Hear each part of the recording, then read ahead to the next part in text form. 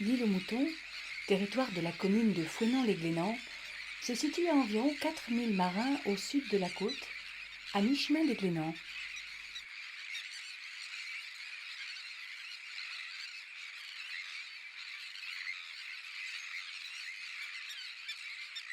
Elle est constituée d'une île principale, Hénez Moélez, et de deux îlots rocheux de petite taille, Hénez Arrazed et Pénègue Erne.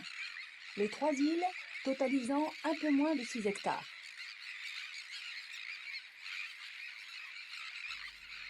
L'île aux moutons est inhabitée.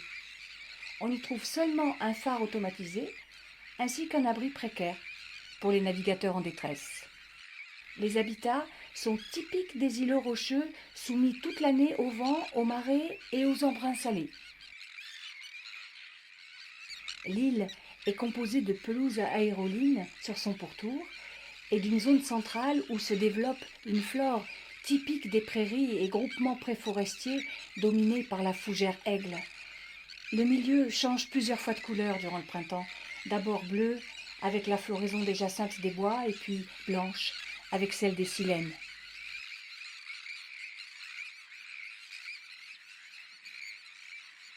Les nombreux rochers découverts à chaque marée et la tranquillité du site offrent des conditions très favorables à la présence du phoque gris.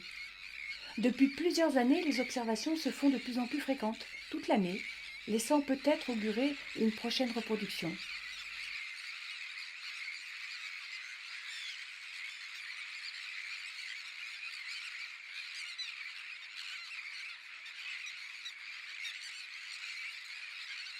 Mais c'est incontestablement la richesse ornithologique qui fait de l'île aux moutons un site majeur pour la Bretagne, et pour certaines espèces, un intérêt national.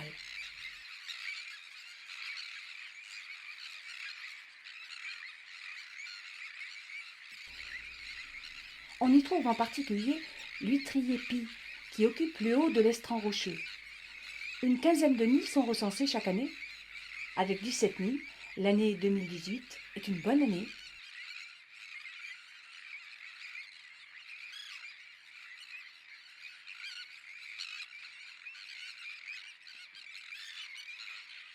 Le gravelot à collier interrompu, lui, préfère le haut des plages sableuses où son mimétisme lui permet de passer inaperçu.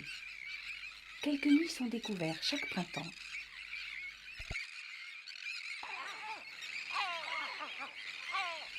Les trois espèces de goélands sont présentes toute l'année, sans toutefois se reproduire.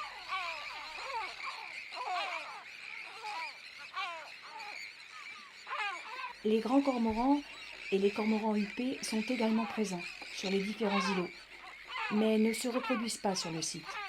Seuls les Glénans accueillent une importante colonie de cormorans huppés.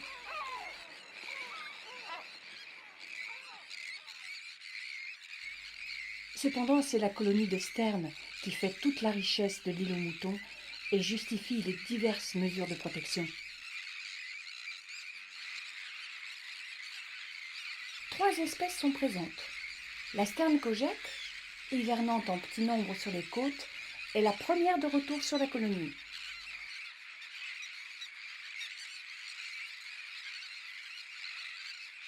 La sterne Pierre-Garin, fréquentant aussi bien les côtes que les fleuves.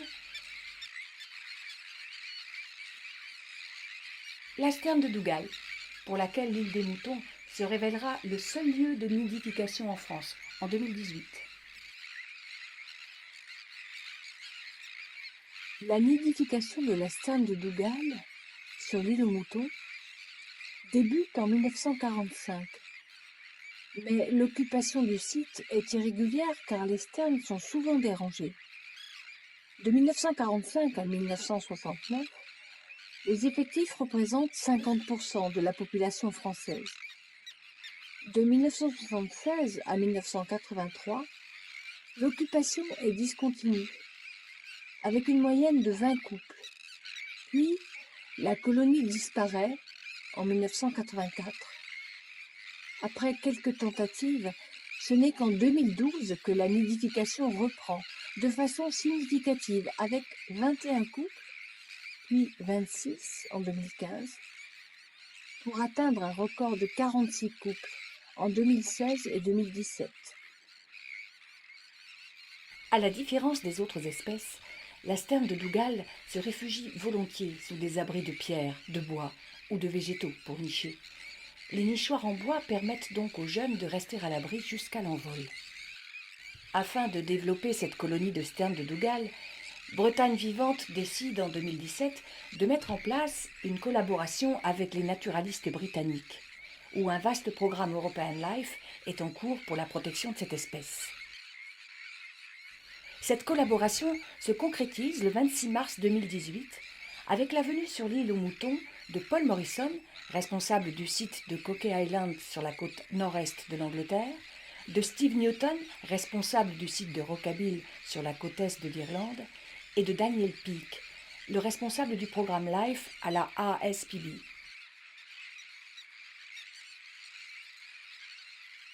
Paul Morrison fait part à Jan Jacob, responsable des réserves de sternes à Bretagne Vivante, de son expérience acquise les années passées sur le site de Cockay Island dans la mise en place de nichoirs pour les sternes de Dougal. Les nichoirs offrent protection contre Le mauvais temps, le mauvais temps, oui, et aussi predation. les prédateurs, Prédateurs, Mhm. ah oui, les goélands, goélands. ah oui. Donc,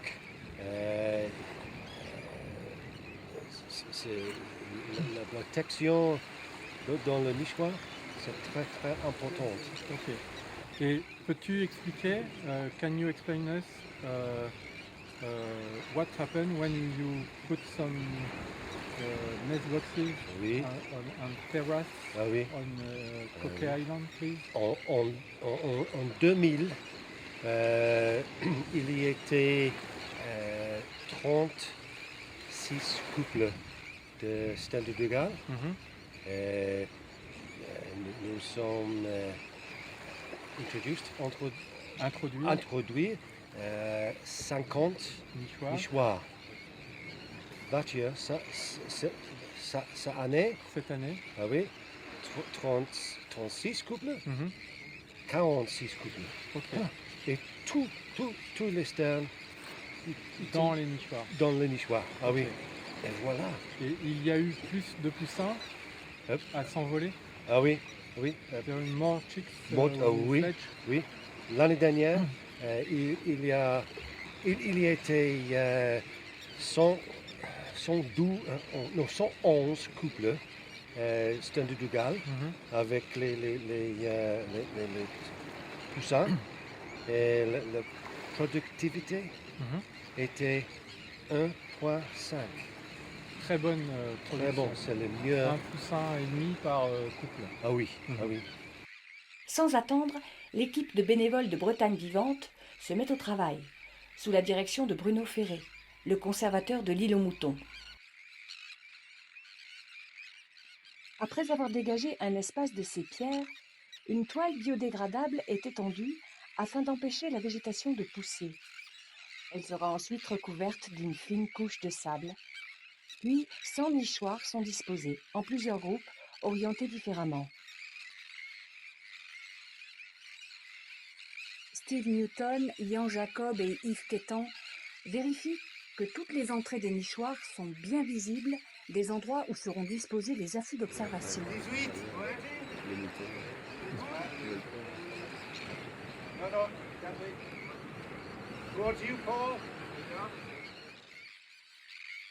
Après une journée bien remplie, nos amis britanniques regagnent le continent.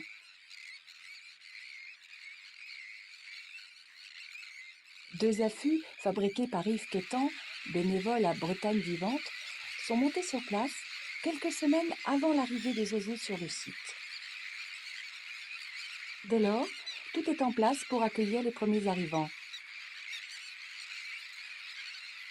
Comme chaque année, durant 5 mois, la colonie d'oiseaux fait l'objet d'une surveillance jour et nuit par de jeunes naturalistes dans le cadre de leur service civil. Maxence, bonjour. Tu effectues un service civique sur l'île aux moutons, c'est bien ça? C'est ça, pendant 6 mois. Pendant 6 mois. En quoi consiste ta ou tes missions? C'est surtout de la sensibilisation du public faire un petit peu la police quand les gens vont là où il ne faut pas aller. Et observer les oiseaux, essayer de les compter à peu près. Et les plantes, les phoques et tout ce qu'il y a sur l'île. Oui, en fait, donc tu t'intéresses à toute la biodiversité de l'île aux moutons. Est-ce qu'il y a des particularités l'île aux moutons? Je crois les sternes, bien évidemment. Surtout les sternes, Kojek, Pierre-Garin et la sterne de Dougal. Le gravelot à collier interrompu et les huîtres triopiques. D'accord.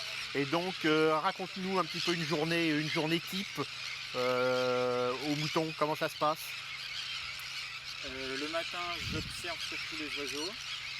Après, entre midi et 2, il y a pas mal de monde, donc je montre les sternes aux gens. Et l'après-midi, en fonction du temps qu'il fait, de la fréquentation, je dois surveiller si les gens ne vont pas dans les zones protégées. Et en général, les soirs, quand je suis à nouveau tout seul, je refais un petit tour de l'île et je réobserve la faune et la flore. D'accord. Et comment ta présence est ressentie par les touristes? Il n'y a pas de problème? Les gens acceptent bien les quelques contraintes? La plupart sont contents de me parler et de voir les oiseaux. Il n'y a pas trop de gens qui font n'importe quoi, donc c'est assez agréable. On peut évaluer dans les week-ends chargés, c'est quoi? C'est des dizaines de personnes qui accostent? C'est entre 50 et 100 personnes les week-ends, et cet été, ça sera pire. La présence des sternes Kojek, en constante augmentation depuis le début des années 2000, rend l'île particulièrement bruyante. Le site totalise 98% des effectifs nicheurs de Bretagne en 2016 et 32% des Kojek nichant sur les côtes françaises de la Manche et de l'Atlantique. Les nids où sont déposés 2 à 3 œufs se trouvent aussi bien dans les zones caillouteuses qu'herbeuses. La densité au mètre carré est parfois impressionnante. La colonie des sternes Pierre-Garin, avec un peu plus de 250 couples, fait partie des 6 plus grosses colonies de Bretagne. La présence de cette espèce semble un facteur indispensable à la nidification de la sterne de Dougal. Les sternes de Dougal ont adopté des nichoirs. Durant toute la nidification, chaque nichoir fera l'objet d'un suivi précis afin de recueillir un maximum de données sur la nidification de cette espèce. Les poussins seront bagués, en espérant les voir revenir sur le site les prochaines années. La nidification a débuté au mois de mai, avec des décalages selon les espèces, mais à la fin du mois, la reproduction est suffisamment avancée pour effectuer le dénombrement de tous les nids.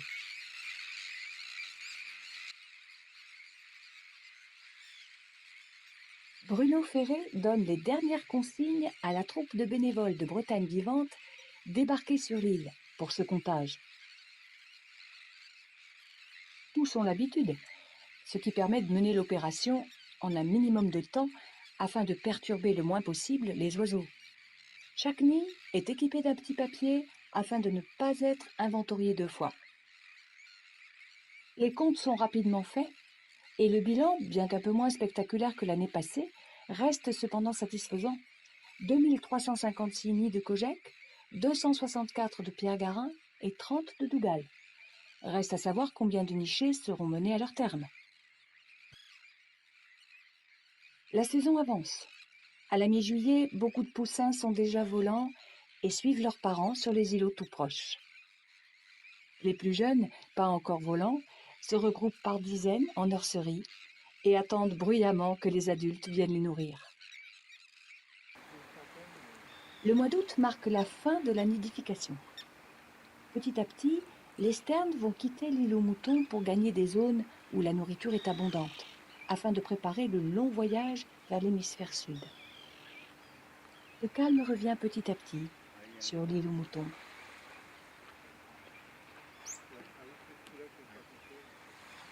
Le 25 août, Paul Morrison et Daniel Pic reviennent sur l'île aux moutons afin d'aider les gestionnaires de Bretagne Vivante à tirer les enseignements de cette expérience de nichoir artificiel.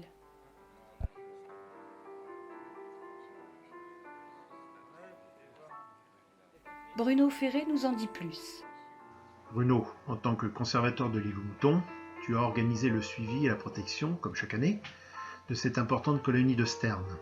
Aujourd'hui, alors que les sternes ont quitté l'île, peux-tu nous dresser un premier bilan de la saison, et notamment de cette expérience de nichoir artificiel. Eh bien, cette année, on a mis en place un espèce de partenariat avec nos amis anglais là, qui gèrent les réserves, entre autres de Coca Island en Angleterre, pour un LIFE, un projet européen. Donc ils sont venus nous aider à installer des nichoirs pour les sternes de Dougal. On a effectivement mis une centaine de nichoirs. Voilà, pour une reproduction cette année qui est d'une trentaine de couples, qui a un petit peu régressé par rapport aux autres années. Alors l'intérêt, c'est que c'est une première, c'est que on les a invités aussi aujourd'hui à justement à revenir sur l'île pour faire un petit état des lieux. Et on pense que l'année prochaine, les sternes vont s'adapter à ces nichoirs. L'intérêt de nichoirs en bois qui sont mis à même le sol, c'est que les poussins peuvent rester beaucoup plus longtemps lors de la période de croissance, on va dire, et peut leur permettre d'être optimales à l'envol. C'est donc effectivement une expérience qui va se renouveler dans les années futures. Alors c'est une expérience qui va se renouveler bien sûr, on va remettre les nichoirs qui ont été mis aux mêmes endroits et on va essayer de gérer un petit peu mieux la végétation, notamment autour de ces nichoirs. Cette végétation a tendance à prendre beaucoup de place et pour comptabiliser ou pour surveiller les jeunes au nid c'est très compliqué. On a installé 2 affûts aussi cette année, c'est une grande première qui ont été mises en place par les bénévoles, avec l'aide des bénévoles de la section, qui ont été construits avec un bénévole en particulier, Yves, qui a fait un super boulot. Et le principe, c'était d'aller voir toutes les semaines dans ces affûts où en était la colonie dans les nichoirs installés, mais aussi de pouvoir compter, enfin de pouvoir repérer des adultes qui ont des bagues et de pouvoir faire de la lecture de bagues, ce qui était un peu plus compliqué les autres années. L'île aux moutons se prépare pour l'hiver. Pendant plusieurs mois, elle sera le domaine privilégié de bandes de limicoles descendues du nord de l'Europe.